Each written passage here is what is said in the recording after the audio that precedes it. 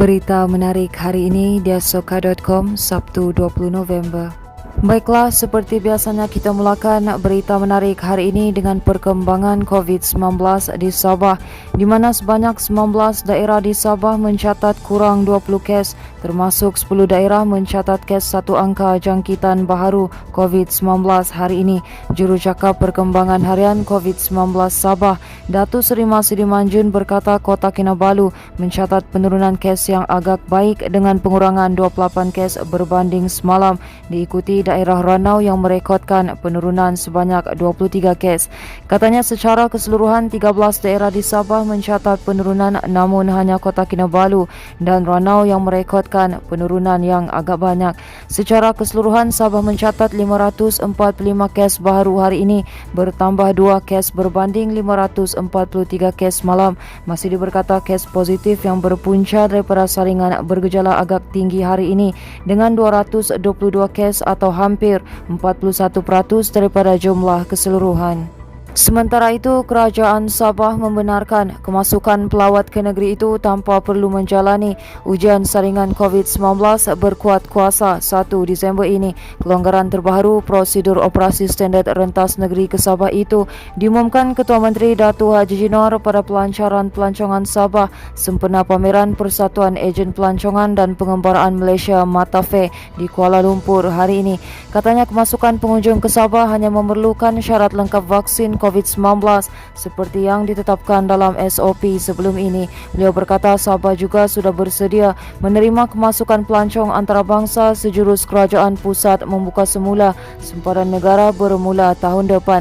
Sabah mengambil bahagian secara besar-besaran dalam pameran pelancongan berkenaan dengan 12 gerai pameran bagi mempromosikan produk pelancongan Sabah sejajar pemilihan negeri itu sebagai destinasi pilihan Malaysia oleh MATA untuk kali ketiga selepas 2015 dan 2019. Haji Ji berkata Sabah tidak menghadapi masalah untuk memenuhi keperluan penginapan pelancong, malah tambahan 3,506 bilik hotel dijangka beroperasi dengan pembukaan sebanyak 11 hotel baharu pada tahun depan.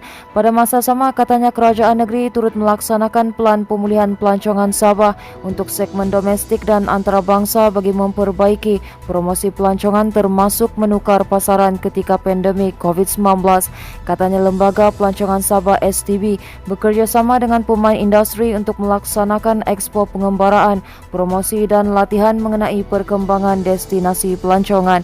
Sektor pelancongan menjadi antara penyumbang penting kepada ekonomi negeri itu dan digariskan sebagai antara sektor utama yang akan dibangunkan melalui Hala 7 Sabah Maju Jaya yang dilaksanakan Kerajaan Gabungan Rakyat Sabah. Sementara itu, Pusat Khidmat Rakyat N24 Tanjung Kramat komited dalam menganjurkan kursus kemahiran dan keusahawanan untuk manfaat penduduk kawasan ini. Ahli Dewan Undangan Negeri ADUN N24 Tanjung Kramat, Datuk Insinyur Syahelmi Yahya berkata ini bagi melahirkan lebih ramai masyarakat yang berkemahiran dan berdaya saing. Jelasnya ia seiring dengan aspirasi beliau untuk mempergiatkan aktiviti ekonomi serta perniagaan masyarakat setempat di daerah Putatan khususnya Tanjung Kramat. Syahelmi berkata demikian pada majlis penutupan kursus gunting rambut anjuran Pusat Khidmat Rakyat N24 Tanjung Kramat di sini semalam. Syahelmi yang juga Menteri Pembangunan Masyarakat dan Kesejahteraan Rakyat berharap kemahiran yang diperolehi daripada kursus itu dapat terus dipraktikkan untuk menambah kemahiran di samping boleh menjana pendapatan tambahan. Seramai 20 orang belia daerah Putatan menyertai kursus yang dijalankan selama 10 hari itu. Peserta didahkan dengan kemahiran menggunting serta mendandan rambut daripada tenaga pengajar yang profesional dari Institut Kecantikan Negeri Sabah. Berita seterusnya, penduduk Universiti Kondok Padman 2 UCA 2 meminta pihak pengurusan perumahan dan agensi kerajaan berkaitan supaya membantu menyelesaikan masalah bekalan air yang dihadapi di kawasan perumahan berkenaan. Masalah bekalan air yang menyukarkan penduduk sejak 6 bulan lalu itu dilaporkan semakin meruncing apabila ia terputus sepenuhnya sejak 10 hari lalu. Salah seorang penduduk Lehali 34 berkata keadaan bekalan air yang kerap dianggap terputus itu sememangnya sangat menyukarkan kehidupan seharian penduduk perumahan berkenaan.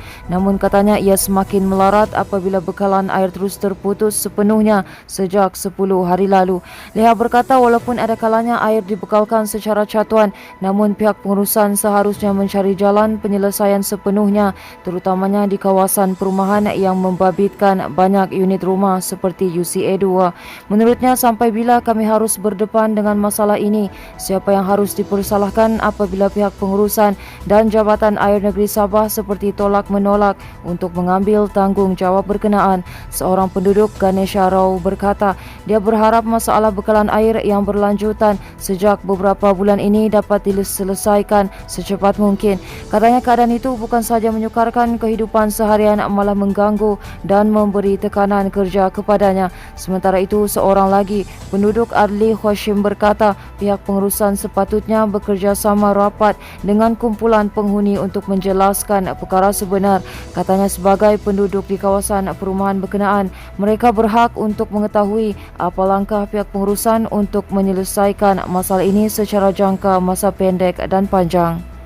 Baiklah, ini merupakan berita terakhir dari kami, di mana seorang wanita dijatuhi hukuman penjara setahun selepas mengaku bersalah menggunakan MyCard palsu dan nombor MyCard milik penduduk tempatan untuk mengambil suntikan vaksin di Mahkamah Magistrate Lahad Datu semalam.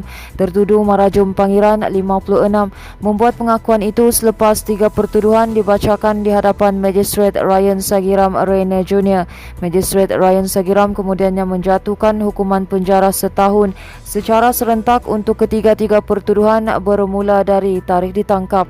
Mengikut pertuduhan pertama, tertuduh didakwa menggunakan salinan MyCard palsu atas nama Marujum binti Pangeran, manakala bagi pertuduhan kedua dan ketiga, tertuduh disyaki menggunakan kad pengenalan milik orang lain bagi mendapatkan suntikan dos pertama dan kedua vaksinasi COVID-19 pada 17 Ogos dan 7 September tahun ini di fasiliti pemberian vaksin Daftisi Lahad Datu. Baiklah, itu sahaja yang dapat kami kongsikan setakat ini. Teruskan bersama kami untuk mendapatkan berita komprehensif hanya di diasoka.com.